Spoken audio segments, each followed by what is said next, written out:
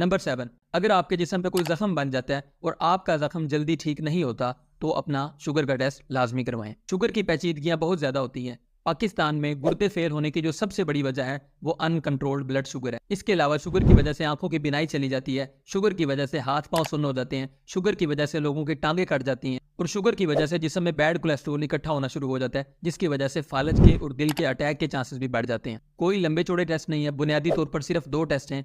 एक आपने अपनी खाली पेट शुगर चेक करवानी है जिसे फास्टिंग ब्लड ग्लूकोज कहते हैं, और एक आपने खाना खाने के 2 घंटे बाद की अपनी शुगर चेक करवानी है जिसे पोस्ट प्रेंडियल ब्लड ग्लूकोज कहते हैं।